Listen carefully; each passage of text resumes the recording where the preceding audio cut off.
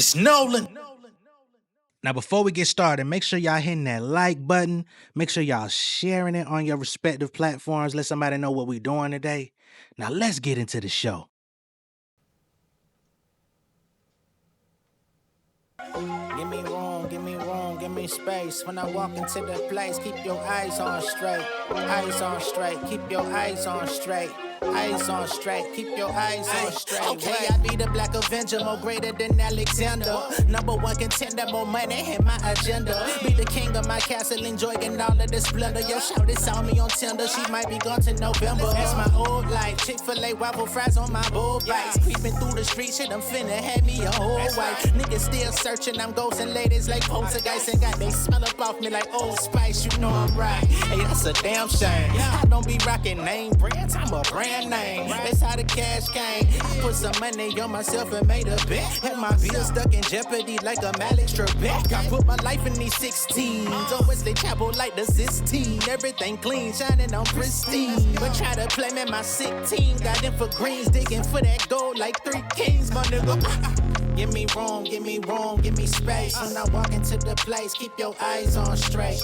Eyes on straight, keep your eyes on straight.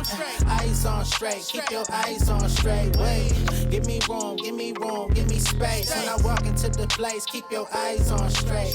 Eyes on straight, keep your eyes on straight. Eyes on straight, keep your eyes on straight. What's going on, beautiful people? It's the kid J Nolan here. Welcome back to another episode of Inside the Industry.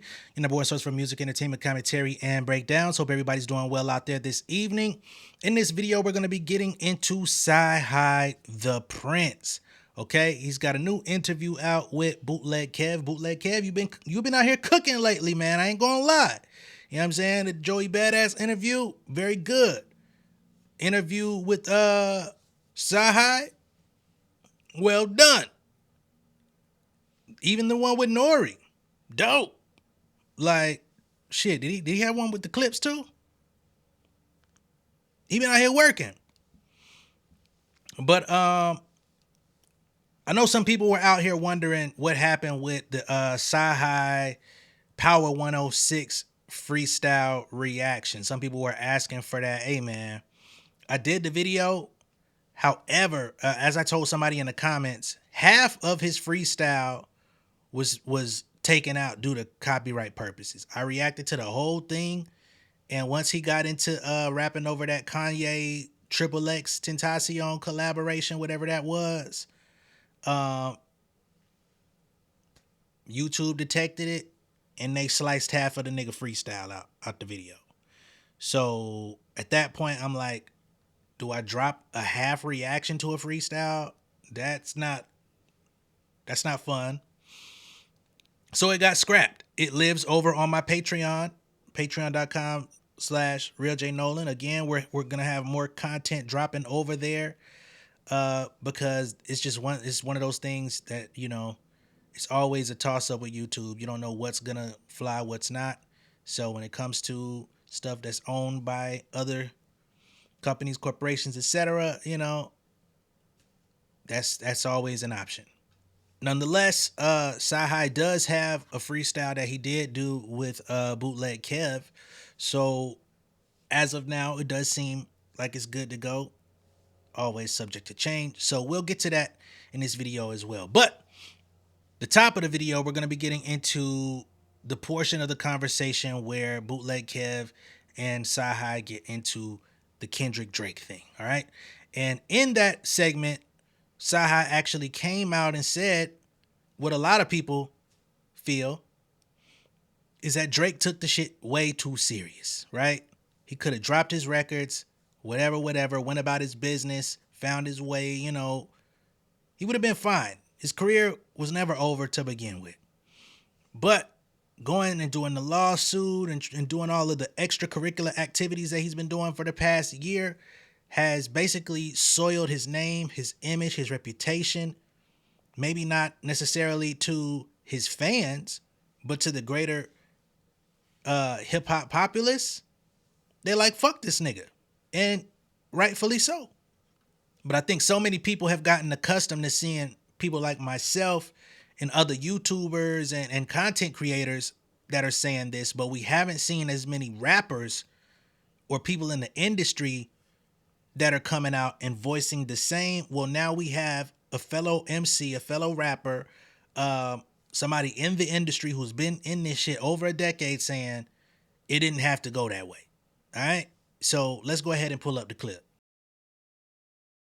Right now, it feels like, however you feel about the Kendrick Drake shit that transpired, it feels like it has brought back a certain attention and appetite for rapping and people breaking down lyrics. And, you know, it's kind of like, you know, I got to give it to Kendrick, because when you got a 6.5 minute record like Euphoria come out and you got the whole world breaking it down online and there's so many lines in there to, you know, dissect, you know, and I see the excitement for this Clips album, and their rollout's been incredible, and JID just did something dope.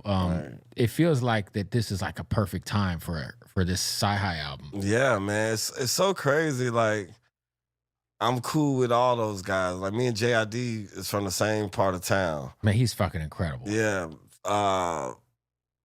Drake and Kendrick they actually made it so if you can't rap, you gotta sit on the sideline. Yeah. And I think that's what.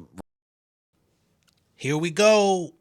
We have an actual artist, an actual rapper saying, if you can't rap right now, you gotta sit on the sideline, okay? CyHi is not a podcaster. He's not a content creator. I highly doubt he's a fucking Drake hater. You know what I'm saying? Because I'm quite sure some of his pen might have went over there too at one point or another. Because, you know, Kanye and Drake so-called be dipping and dabbling on each other's work. So we shall continue. Rap's been missing. I mean, their situation is a little tricky. I really think people were taking it too serious. Like, it's just a rap battle, man. And that's the way I would want those type of rap battles to happen, because, you know, truly in America, when you rap about somebody, it's some bodies dropping. It's some casualties of that. Yeah. So the fact that, I mean, I know they probably had little situations going on around it, but I think that was good for hip hop. I think Drake is an amazing artist. I think Kendrick is an amazing artist, but I think Kendrick is a little more from that cloth. Yeah. And I you know what's crazy? I always tell people this. Drake gave it a little more than he should have gave it. What do you mean by that? Like, I think like he paid too much attention to it? I mean, it ain't that serious, kind of. It's just like, yeah, it's almost like it started off with like a line. Yeah. And the line was like, motherfuck the big three, it's just big me. Like, I get it, but it's like, you really. Now, Bootleg Kev, you been cooking, but you still ain't learned to not put your words on somebody else's statement. You know what I'm saying? Like, that ain't what that nigga was saying, but I'm gonna let CyHi get back to it. But I had to put that out there because, man, these hosts, man, y'all got to learn when to not put your opinion on what somebody else is saying. Unless you chiming in to, you know what I mean, add on to what they said, but don't just throw your shit in there in the middle of his statement. Didn't have to sign up for this, bruh. Yeah, but it ain't even, I'm just saying it in a fun, like this is what I thought. Like, you know, during the pandemic, Drake had the Caffeine Battle Rap League. Yep. Yeah, so you hear them dudes, they saying some egregious shit for to each other. Insane shit, for sure.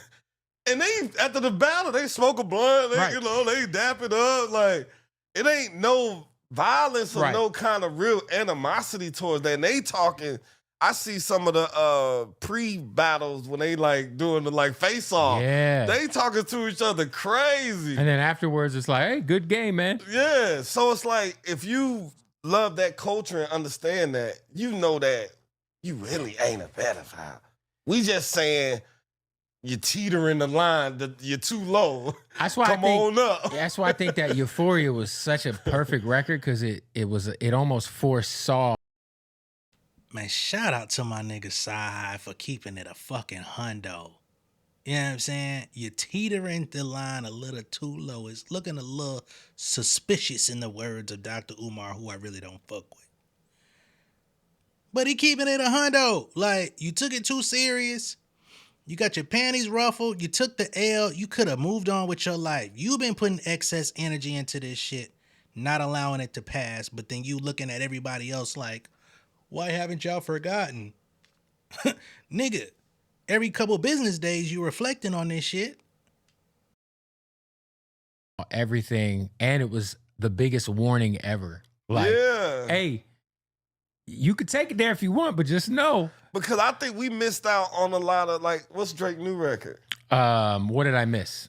He probably would have put that out during the rap battle. Right. If he wouldn't have took And what it's a catchy Kendrick record. said so personally. For sure. He should have been like, man, you know, he's a great artist, one of the greatest artists in hip hop from America, you know. Yeah. Salute to him. I'm Right. coming back with my new shit. Wait on this. What did I miss? Dude, you would have got that. Like, Yeah. I but- don't know, man. I just don't know if it'll ever be the same, man. yeah, I thought that would have been dope just to get it in that time period. I just know when that Meet the Grams came out right after Drake put out that other shit, like 30 minutes later, you get that Meet the Grams over that Alchemist spec.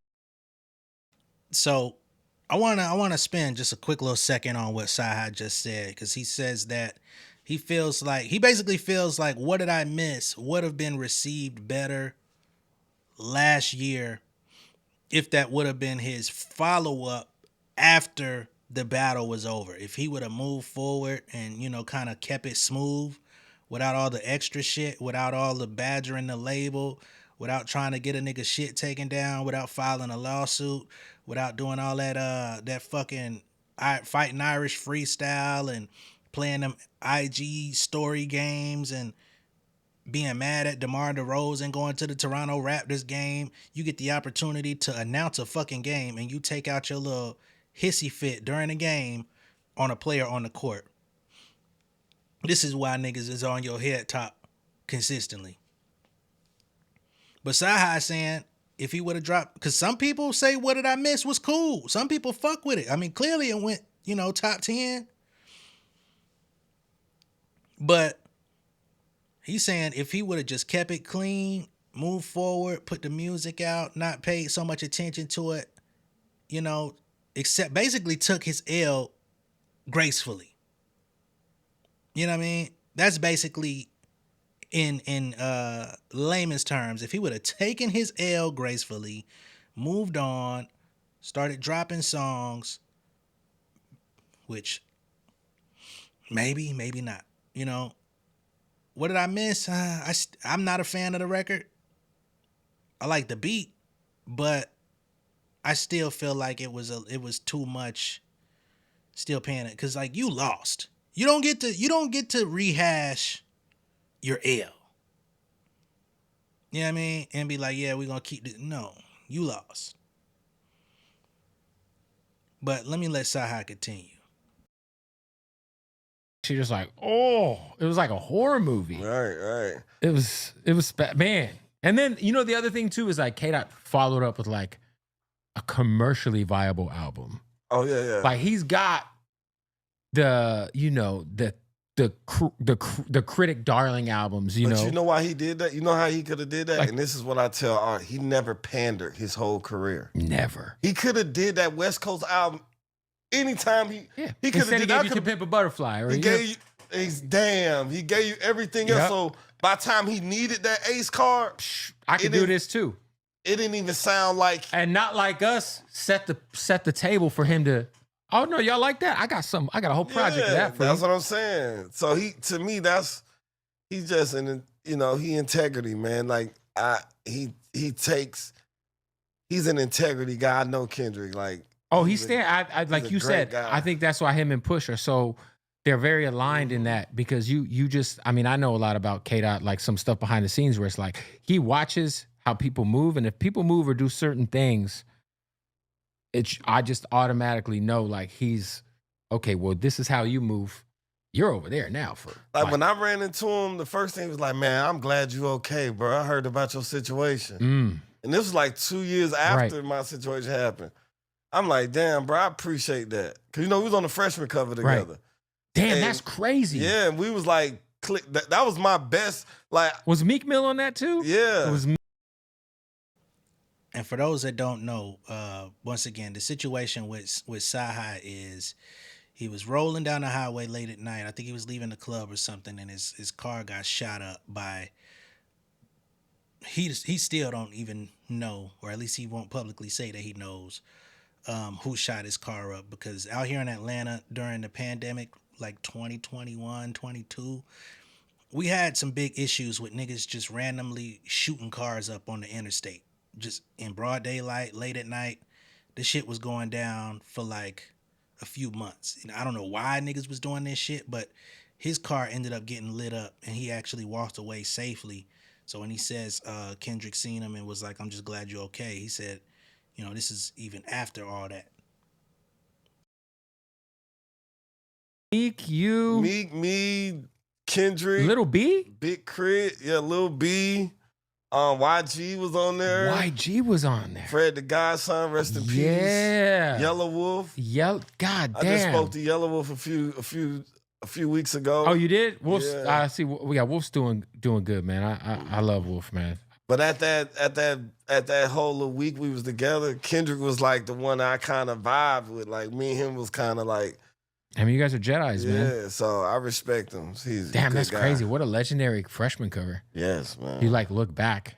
Mm-hmm. It's funny too, because I really remember vividly like people not liking YG being on that cover, because at that time I don't think the industry really up from a big perspective, but it's like YG's had a fucking career. Right. And he like his aesthetic is super dope. Like I don't know if they knew he was gonna be that. I didn't know he was gonna be that because I think that I don't think record, he knew he was gonna be that, Nah, he had but Tooted and Booted going up, and he had Yeah. mixtapes like LA shit going, but I feel like But I think LA, I knew he had that potential because he from LA. that My Crazy Life came out, and just I feel like it was like, oh, this is LA know how to keep their artists grounded. right. Like you ain't got no choice. Then you got to come home. You got to deal with these politics.